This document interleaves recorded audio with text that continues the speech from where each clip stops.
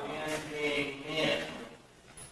And thousands of men are gathering together throughout the country. And a lot of this is, as I read it, I haven't gone and experienced it personally. As I read the material, it is misogynist in many ways. It is anti-women, and also it is very pro being authoritarian and patriarchal and men getting their power back, which I'm not ever sure they're lost it. They're doing and then I was reading someone coming through a lab, and that some of this particular group, they expect 50,000 people, and they will be anti-gay, which I've never understood much about. So many times when I felt in this congregation is a deep appreciation for the acceptance I experienced here, and also an awareness that it's very difficult to talk about at times being a man in this congregation, in the sense that when I leave this place, when I walk out this door, or when I leave this community, that we're this broader community, I am a wasp. I grew up a white Anglo-Saxon plus, and have been and participated in many of the privileges and advantages in the systemic, in the larger political, social scheme of things, the opportunities that existed there, and you cannot not do it. It's like a black male has less than a white male, but there is something about maleness that gives certain prerogatives and certain powers and certain options in society. And probably in the world today, white men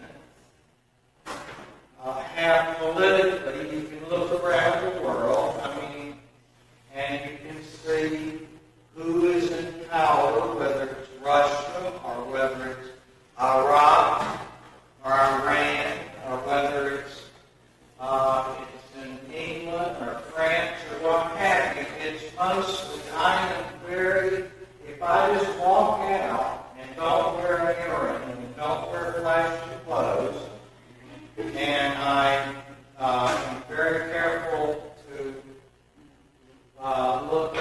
comb my hair and cut it as short as I possibly can, I can pass immediately and be very assumed to be part of the ruling class. The difficulty is that is not my personal experience, as all the men in this congregation will know to some degree, or they would not be sitting in this congregation.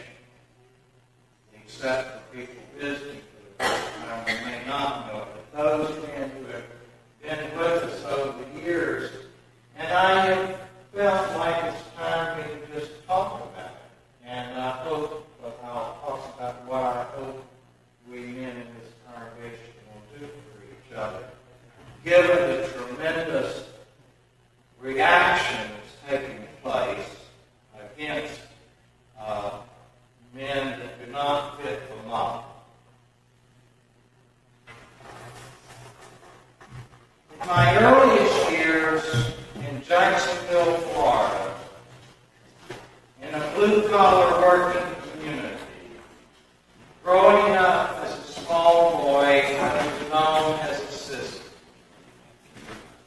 And what this basically meant is that men rejected me as well as women rejected me, because the models of men, it seemed to be, and when I was trying to relate to girls of that period and even on through junior high and high school, was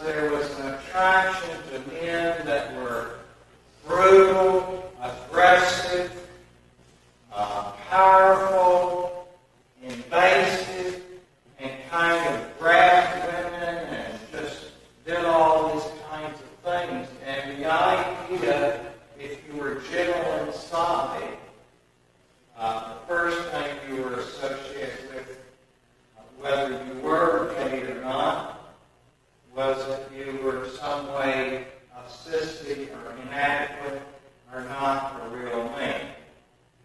I got this in the community I lived in, going to school. I got beat up constantly. I got chased home. All the things because I did not see fighting as a way of being present. And I got it at home. I am dedicating my outfit this morning to my father, who constantly called me a faggot because I would wear pretty clothes. I could say one of the problems, and for those men who are gay, that they experience tremendous, it's amazing we make it in fact, and we are able to sit here this morning and participate in any kind of community. To be isolated is hard. It's hard, very difficult because there's not any community still there. Isn't we're starting something with lesbian and gay teens. We've also had something for straight teens around the southeast because where do boys go who do not see themselves as warriors? The model that we have in society that men are supposed to be aggressive and warrior-like are not real men. So whether you're gay or straight, if you grow up that kind of way, you feel like there's something missing. I constantly in high school, I could never understand it. I had lots of women friends. I had wonderful friends, but I never could get very much anybody dating, nothing would happen. I used to wonder, well, why is it? People would talk about what happened and stuff, and I wondered why there wasn't any interest in me. And then I realized, when you look at the stuff, what is out there right now, and what is being revived is the idea of the male kind of taking charge and being very aggressive and invasive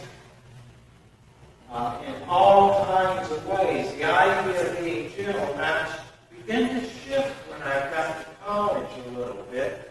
By that was 1957, and things were beginning to change a little bit. It began to shift where women were beginning to at least see me more as a sexual object. And that was delight. I mean,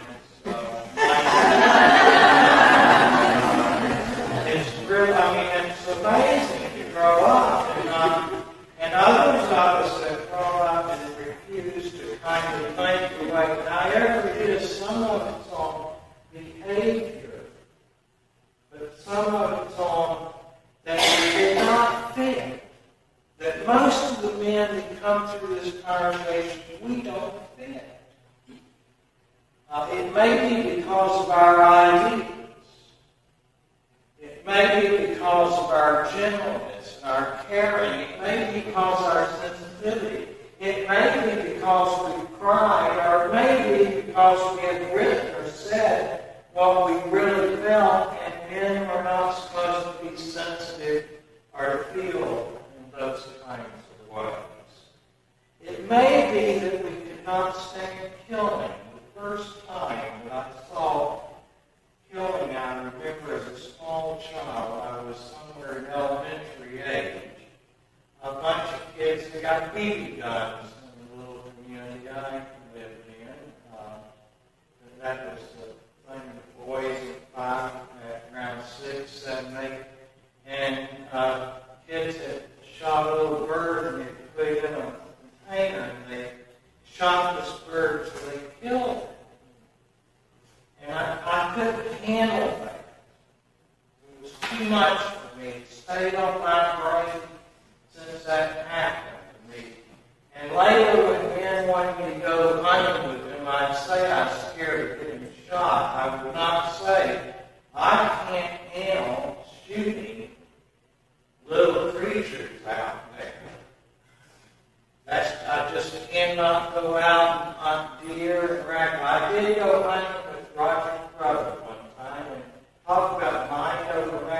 kind of rabbit. And that rabbit, I kept hoping that rabbit would get away. Well, I like to eat meat, I won't say. And that rabbit did get away. I was relieved that we did not shoot that rabbit, and I was impressed how smart the rabbit was, too. We had a dog and a gun, and we chased that rabbit all around, and it finally got away. And not tell you, the whole time I was out there, I was praying that rabbit would get away. That's the kind of, and I grew up in the Southeast where there is a kind of macho thing where you're supposed to have a gun, or you're supposed to at least be sympathetic with that. I saw on TV they were giving some people having a raffle to be able to shoot these bears that come up and actually you can get this close to them, and they're going to give 5 people chances to shoot them. It's up in Alaska. And this person, their eyes were gleaming, and they were all excited and everything, and to be able to just aim straight and just, that doesn't fit with my being. And many of the men in this congregation, that doesn't fit with what and who we are. I cannot even comprehend that. There's not even being out in the woods and even taking the risk of trying to what it's like. And yet that is the model over and over again that was presented. The other model was that you should talk all the time. That men should talk all the time. No, in school and classes, if you were a real man, you took control verbally. And you can watch this on TV this morning. I was watching a TV show, and one man, four women, one woman, 4 men, and that woman got to speak a couple of times. And I thought, well, this is what I'm used to. I went to the Soviet Union, I saw the same thing, and I asked the women afterwards, I said, why is that? No woman spoke all day. And they stood up and did this European thing, and they spoke. And they just said, oh, that's just a meme. My translator was sometimes protecting me from the more harsher realities of time. I said, why is that? There were PhD, MD women, as many in that room. I mean, I thought it was a little different here, and that was disappointing to watch everybody all day long that stood up and asked questions for the men. And so one of the models was if you sit quietly. The other part is that men are not supposed to say what they feel. Like John Wayne would not ever say, like, I love you. It's amazing. That was the other part, and is the other part, and that's part of what's being presented very much. So you don't really let yourself be emotional. For those men sitting here who knows what it's like at times to be moved to tears, or laughter, or just have a warm feeling in your heart and let it expressed, it's very difficult out there. It's very, very hard. When this congregation began, or was gathered in 1976, we had a number of men, Art Horn, Roger was here by 77, and we had a number of women, some straight, some gay, some bisexual, and we gathered together as we moved and developed. A part of existentialism is affirming the rights of all of us. And I do believe our blood is interchangeable. We bleed, we hurt, we cry, we have dreams, and many of us here have felt isolated. fundamentally, what existentialism is a recognition of the aloneness of being in this world, and also the recognition that you can have some community at times by sharing projects together. And this drew us together. And then slowly, through the years, I've also been very clear that I never did like the idea that anybody's total meaning would reside in me. I think there's fundamentally something wrong with the structure that half of the population in the greater world, and I know we're separate, but we're not that separate. That the idea that we could, when I was in college, the same thing.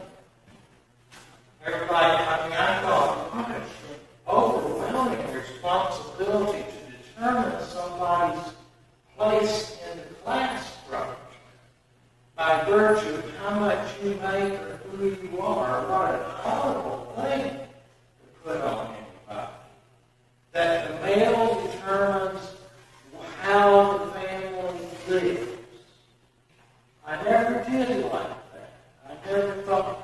The other part of it, when I got to seminary, I expected it to be a little different, and what I constantly got was, why is your life, why do you live with someone who's getting a PhD and you're getting a Bachelor of Divinity? And my closest friends would ask me that, and it really upset me tremendously. When people that you think, don't they understand? I mean, don't people understand that brains are spread out equally among us? Some of us have a lot, some of us don't have as much, and some of us have skills you want, understanding of it.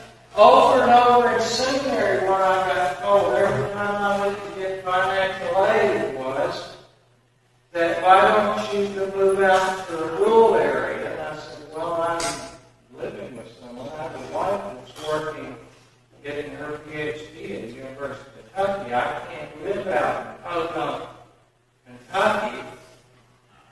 We can't afford 2 cars and can't do that. But he said the better paying congregations were further away from Lexington, Kentucky.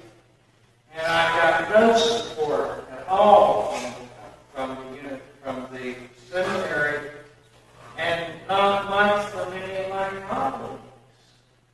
They thought that's crazy. Over and over I was asked, why aren't you threatened that you live with a woman or you live and enjoy being related to women and other human beings that have brains also?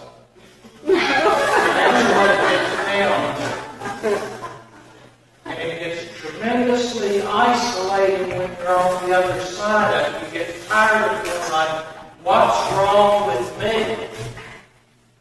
Which anyone out in the greater world, those men who attend, and most of the things that happen, I mean, to get whatever we've gotten, a lot of men have had to collude. And we know all the kind of jokes that are going on about Clinton, because he's the first president other than FDR who inadvertently connected with Eleanor Roosevelt that has a wife that is as bright as he is. She has as many brain cells as he does, and she uses them. And if he dropped dead, she could go out and make a good living, and she has a right status and a position in society. And we know it's really unbelievable the kind of jokes they put out, especially around men. It's just attacking his virility, his potency, his manhood, his masculinity, constantly. It's amazing. That's what goes on.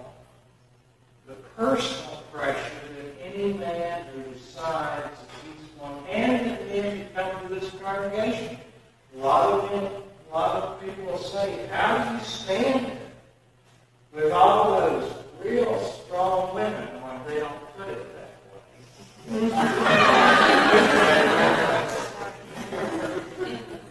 what I always said, and I used to get in trouble, and I think I was a little mean, as I said, wanted to say, how do you stand living with slaves? That obvious meant in 1968 in North Homestead, Ohio, in a suburb, that I wasn't always very comfortable. As I fundamentally saw slavery, when you keep somebody intentionally from being able to go to school. And there is a lot of intentional. The other part is this tremendous mixture that all of us can carry around inside of us, that I am a part of a larger society and a part by gender, regardless of sexual orientation, and by being growing up in a society that is extremely involved in all kinds of oppression. It bothers me that huge numbers of men are getting together trying to learn what it's like to be real men, and what creeps into that is being anti-gay, which I never could understand. I never did understand. I never have been able to understand why men are so threatened by men who have a different sexual orientation, or by women who have a different sexual orientation. I don't understand. I have been abused by gay men and straight men.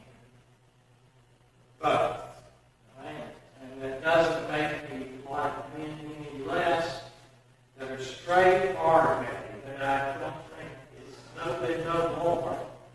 I have been in public toilets all around the world, and I still think I'm not attractive enough, but nobody's grab me.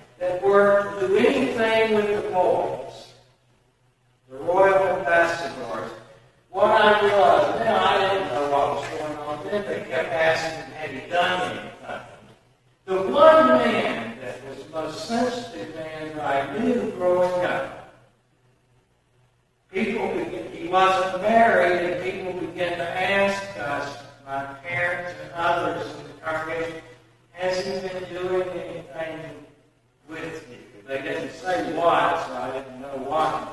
The answer, he never made a pass at any boy I know of. He was just as kind and gentle a man. But because he was gentle and willing to spend time with us, they questioned his career. And when he married, they were all kind of relieved a little bit. Whether he was straight or gay, I don't know. But I know he gave a little attention to us, and that's the kind of stuff that happens. If you are a man that has feelings,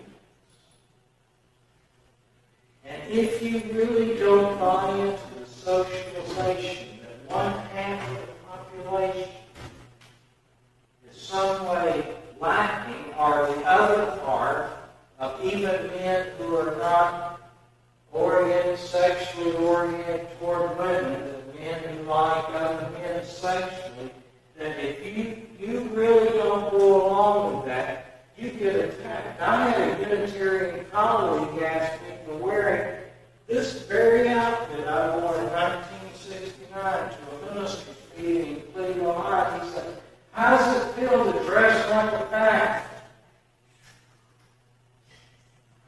This is among the liberals that I spent a lot of time with.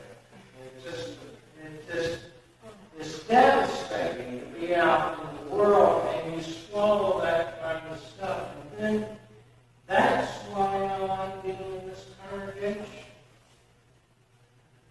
The other part is what I've realized over the years is I've been kind of uneasy around men because I've been attacked so much, and I think many of us men come in here kind of bruised and a little scared about how to be intimate with each other. And I understand that's part of what I hope will happen in this congregation is that we men here will start beginning to be more emotionally supportive of each other and more intimate with each other, and talking about what it's like as we go out into the world, in our jobs, and in places where we don't want to make jokes about other people. That we feel a kind of appreciation of the diversity and a love for the differences and a respect for all the human beings that we run into, whatever their sexual orientation or whatever their gender.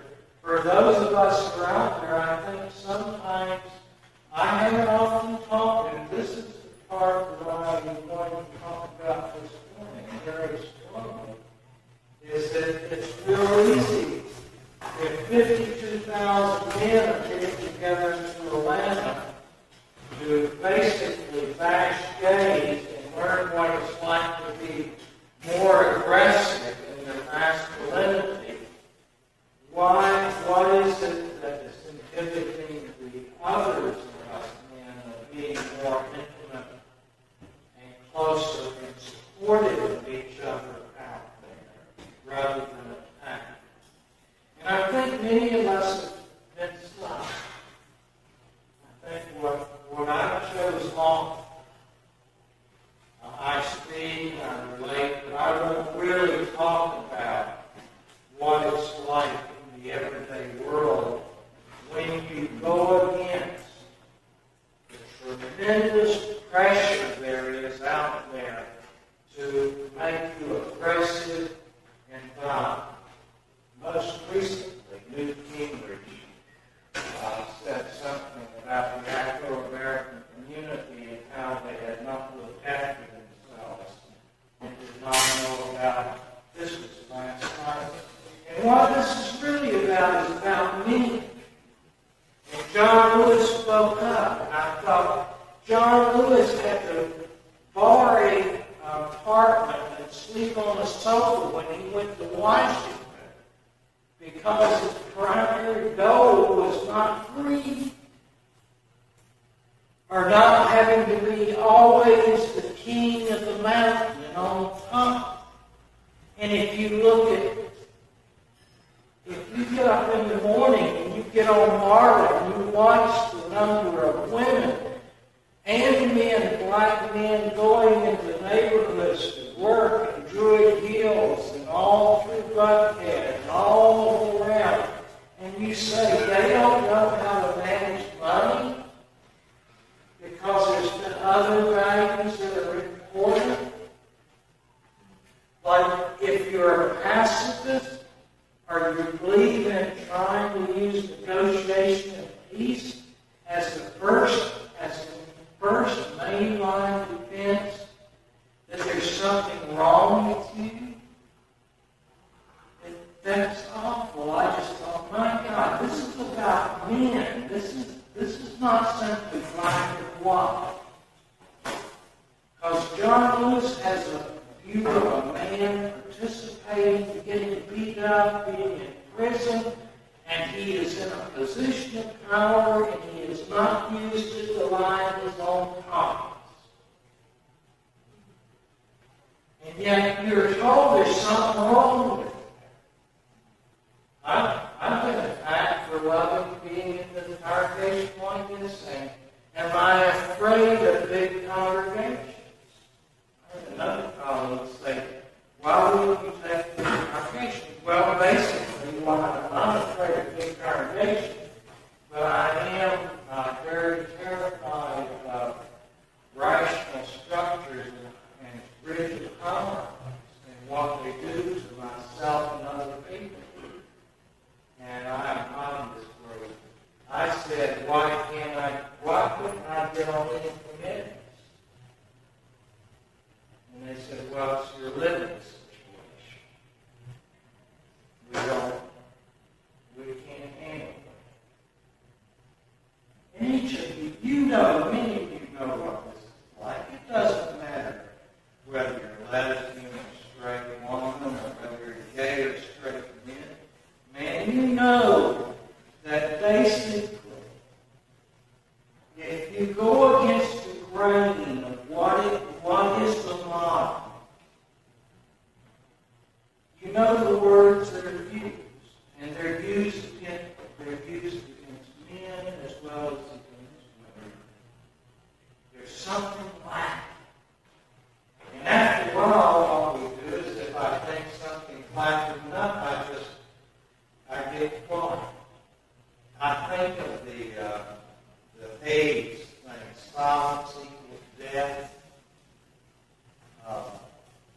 Basically, what my life has been about is being less and less willing to be silent, and also face my own parts in this. Because what as I've been thinking about this over the past year, I've been thinking more and more because I'm having to redefine what masculinity is in terms of activity and being able to live what it is. Basically, that's what it gets down to. And basically, now almost everybody in this congregation can lift any weight higher more than I can because I'm limited to 25 pounds. So that automatically puts your manhood in question in terms of the proper definitions of that. The other part is I'm learning to keep quiet and listening. You learn a lot. And that puts your manhood in question because you're supposed to be talking all the time. If you have any doubt of this, the other part is how to get a balance in this, being in this congregation. Part of what I appreciate is the tremendous strength and power in this congregation. And I'm hoping that we will do what has happened for many of us, that as we look at the diversity, and one part of this congregation is I'm willing to relate to diversity. That's exciting. As we look at the diversity, how do those groups of us that are regarded? Because what I'm saying about being a man is the same thing that any straight women face when you go out and they find out if you come to this congregation or you have lesbian friends or you have to use your brain. I mean, basically, I remember also I dated one girl in high school off and on through the years, and she liked to participate in sports. I half the time I didn't know what was going on because I was so spaced out. I'm still spaced out a lot, but I know a lot more what's going on. And she kept saying her mother didn't want her to play horseshoes because she'd get muscles in her leg, and then she wouldn't be marriageable. Nobody might want her. She got too many muscles. This is 1955, 1956. It could be 1969 or 1993. It's not changed that much. It's amazing. Later, as I've gotten more awareness, I thought, well, this is what she is talking about. And I thought, well, this is crazy. She's healthy, strong. She can run. I mean, I couldn't see anything that she was losing in her femininity. But she had to get a few muscles. I mean, some of you is working out a lot, too. And now we've got a different model on TV. Every time I see all these aerobic people in the morning time, there's these various women that lead these aerobic classes. And I think that is a shift since 1957. You can be attractive and have muscles. I remember one time I was working in the yoga class along with breathing. And breathing is power. Breathing is power. And I was working working with her, and I had to place my hand. She finally took a deep breath. She was like 30-something years old. She said, I thought only men could breathe that way. She never knew her own body, that she could take a deep breath and the power of that. And she got busy, and so she said, I knew my brothers could breathe deeply. I didn't know I could breathe that way. Part of what we men, and I discover over and over, I didn't know how to feel. Anger is cheap, easy, rage. That's a cheap, no wonder, and that's why you can get 50,000 people together if you want to get paranoid and rage. That's easy. It's very easy. What I was surprised at is the rainbow of feelings. The ranges that are there. Part of living a little longer is I've been able to live longer to be able to appreciate and feel. And I believe that men coming into this congregation, and as we're in this congregation, I am hoping that we men will begin to talk more about what it's like to be a man. The one thing I've noticed has been lacking, and part of why I politically not talking about it very much is you get tired of that. I mean, it's like take your daughters to work, and then the man says, well, we're not taking our little boys to work. Well, I was taking them to work by my father. That happens. Most little boys get to see what their fathers do if they didn't get a national day sponsored by Miss Magazine. It happens all the time. Most of the time, men take the energy.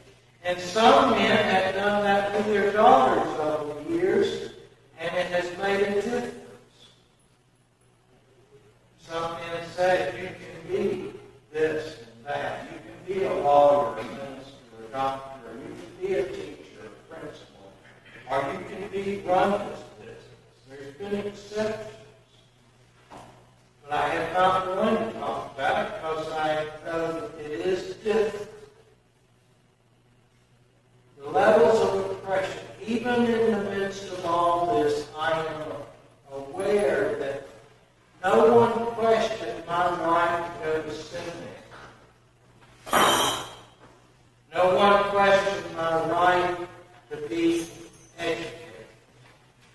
I mean, this is what we're talking about, brothers and sisters. We're education. And if there's only so much resources in a family, the male will get it. I often wonder about, for a long time I was real upset that my brother was allowed to make money and I wasn't. And I have studied that. I've thought about what was missing in the around that. And I'm all for making money. I mean, I don't have to be. For a long time I thought it automatically made you a terrible capitalist. There are benevolent capitalists that keep this congregation going. Brothers, I'm grateful for it. Men and women capitalists know how to make this system work. But I also want it to be known that just because you don't make this system work doesn't mean that you're not human. You're not masculine, you're not feminine. I don't know what these terms mean a whole lot anymore either. I've been thinking, what is biological, what is sociological? It starts so early. So early on, we men are taught not to cry. Even when I was getting beat up all the time, I was supposed to go back out there and fight and get beat up again. Or run. I've always been a good runner.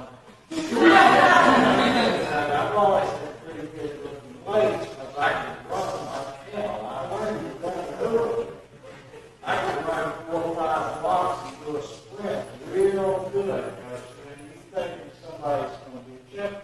Finally, my last thing was when one of the girls in school, I don't feel like the guy, why she beat me up? I don't know what I did. I don't know how I offended you, because I try not to offend people as much as I could. I wanted to stay away, but I was kind of skinny. I was like those, used to want to send off and get weight on you, but you had to get your parents. I was one of those they always showed this big guy kicking sand. And he's facing this little skinny guy in these magazines, these mini magazines. Some of you may have seen them.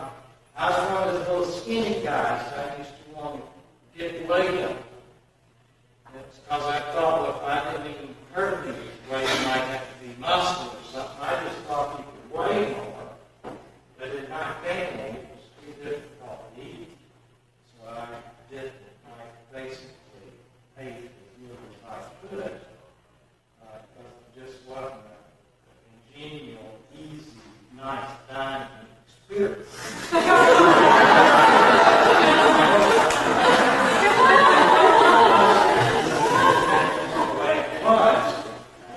I used to want to get weight on, thinking, okay, but I learned how to run. But those kinds of experiences, what I realize is don't stop. It's still out there.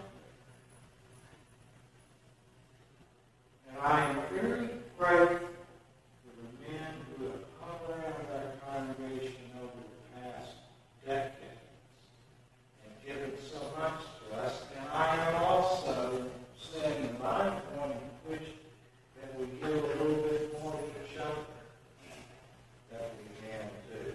This is not something that women need to take care of us or look after us or anything else, but how do we make it a little safer? And we tell other women that we see out in this society, we need to be evangelical. I keep changing my mind. Some days I say, let's just let the rest of the people, if they don't know how wonderful it is to be in a community where everybody is really strong and proud, what it's like to sit down with gay men who have a different experience, lesbian women, and straight women, and transgender, what that's like. Sit here this morning and just feel the relief, the tremendous relief to be around people who are letting as much of themselves out and being as much as they can possibly be. If they don't know what it's like, why bother? Why even bother? And then my little Southern Baptist missionary stuff rises up in me, which I'll never transcend. I don't think. No. We are in a battle. We're not in a battle. We are really in a struggle about what's going to survive. And those of us who are different, especially those of us men who are different, we need to support each other and encourage each other, and we need to be a little bit more out there when we see another man that we think, okay. You can't tell who's a sensitive man by looking at him, or you can tell I was straight or gay by looking at him. That's impossible, but we might need to begin to talk a little bit more and not be so ashamed. And when John Lewis spoke out last night, I was just moved that here was one of my heroes, one of the men who has access to power and keep using it for all of us. There are these men around. And some of us men in this congregation, we are those men. And if you know how it is, what it's like to be with strong women, you know something. If you can come into this congregation and stay here and be on the board or participate, You know something that you can teach other men. I know something. I know something. A whole lot. And I know something that you don't need to be paralyzed because somebody is wrong. And they happen to be different gender or different sexual. I don't have to be paralyzed. And it means I've got more people working with me to help solve the problems of living, which I'm facing and every one of us is facing here together. It's also just tremendously exciting because not only individually do every one of us have a different perception of how things are done, but by virtue of the gender conditioning that takes place, and by virtue of the sexual differences, whatever they are, it gives us different perspectives. And when they're brought together, it's not one better or one higher. What I understand about feminism, what I understand is it's not like there's no place for men. I've never experienced that. What I understand is really searching for another way rather than an hierarchical way that we all got to eventually get down to doing battle and deciding in the pyramid view. I like those ancient Egyptian pyramids. I think they're pretty on our subconscious. Somebody's got to be at the top. What is it like to have some stretched out where there's plenty of room for everybody? What if the pyramids were reversed and the humanity, as we move, we created more space that there's for everybody? It's like the excitement of being with people who are writing music or writing poems or trying to create various places in the mountains or what have you. What happens? And that's what I understand feminism is. It's basically the top. Are you going to operate and live? And this is basically what I've come down to believe about what I was taught as a man. Basically, is there's only so much, and I better do as much as I can, or I'm not really being a real person in this society. I'm not using all myself. What if you operate from the assumption, and this is what I understand feminist theory to be, the assumption that there is enough for all of us. What if the old parable of the loaves and fishes that Jesus knew a little bit about, and people writing the Bible, that suddenly they took a few loaves of bread and a few fishes and fed thousands of people? Because when they started spreading out, something happened. It was like empowerment. A little bit started being tremendously nurturing, and people felt full and filled. What if we had that? It would shift and change the society very again. And I believe that it's important. For years I felt like, gosh, if we could just be here to look after ourselves and keep the squirrels out of the attic and out of the basement and keep the roof leaking and the floor falling in, we'd be all right. But no, there's something else. There is a dimension about being out there and saying, here is a place where we are attentive. We're not. If we're caught up in all the conditioning, everything that's in society, we are attempting to deal with each other as human beings. And that's a fundamental core of existentialism, too. We recognize the realities of each one of us. And I believe that most human beings,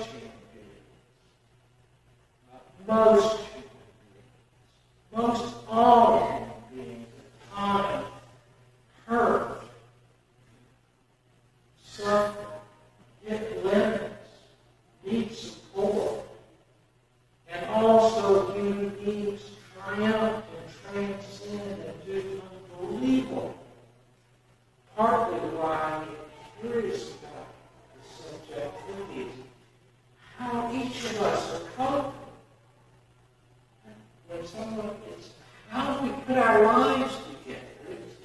unbelievable. As many people sitting in this room or in this city or on this planet are just to keep yourself alive.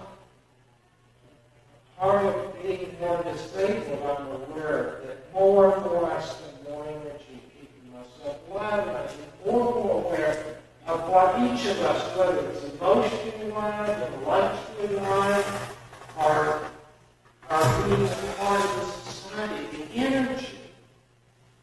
And I appreciate that. And you can see that. I look for wherever it is, whatever system, the most rigid, traditional, patriarchal system, people find all kinds of ways of surviving and creating. The whole crafts industry is amazing. Where the amount of creativity goes into that, where people only have a permission to do crafts, and they do it and do unbelievable things. It's great to be with you all this morning. I'm going to be gone for a couple of weeks, and I'll be back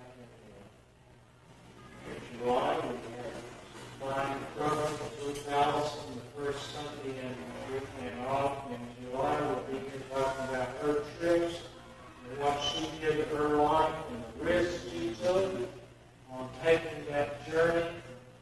And next Sunday we'll be having Diana will be doing the service from 10:30 to 11:30.